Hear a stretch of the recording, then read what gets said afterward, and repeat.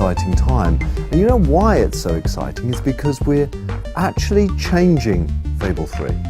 We're moving more towards the action-adventure and we're diminishing a little bit the RPG. We still love RPGs, we still adore RPGs, but we also love the drama and the excitement that action-adventure games bring. We've got a completely new GUI system. I know this sounds boring, but those two-dimensional lists that role-playing games have, I hate. The GUI is new for Fable 3 in that it's going to be 3D and interactive in a very 3D environment. So you'll be able to walk through the GUI and treat it as if it's just another part of the Fable world. Here's a level that's had a little bit of polish put into it with nice buildings which pop up to show you that you can have a little look at them.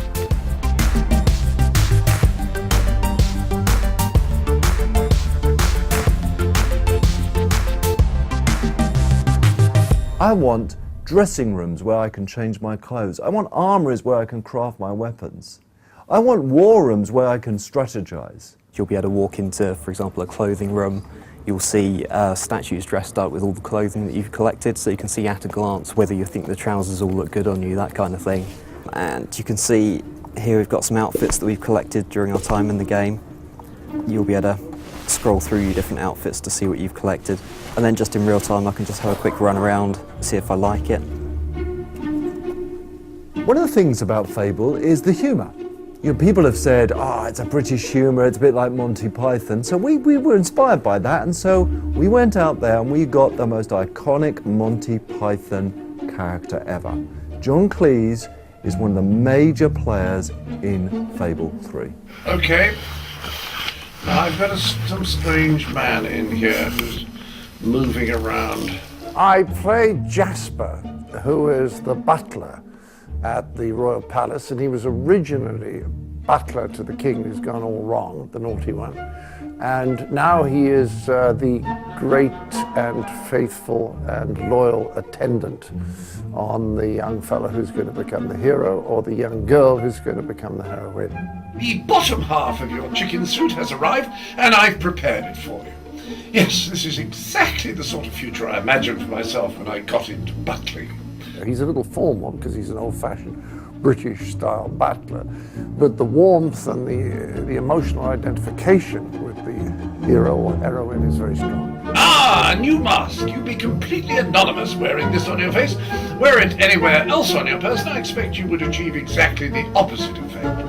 Your butler will be very unique to you. He's recording more lines than almost anyone else in the cast because of that. After that, you are to continue your combat training with Sir Walter.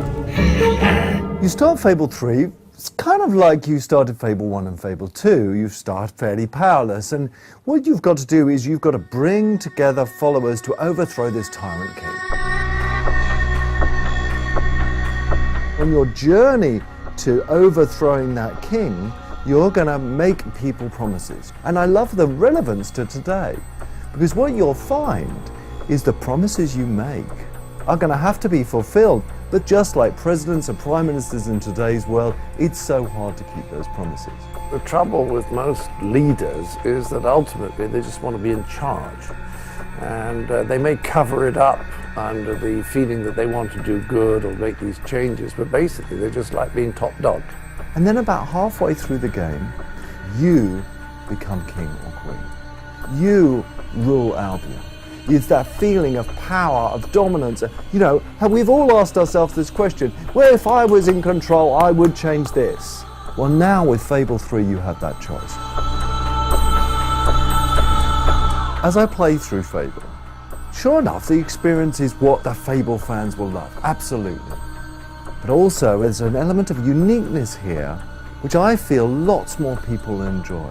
There's drama, there's emotion, there's a feeling of power, there's excitement. And I think we are really learning to blend all that stuff together and deliver an experience in Fable 3 that really hasn't been seen before.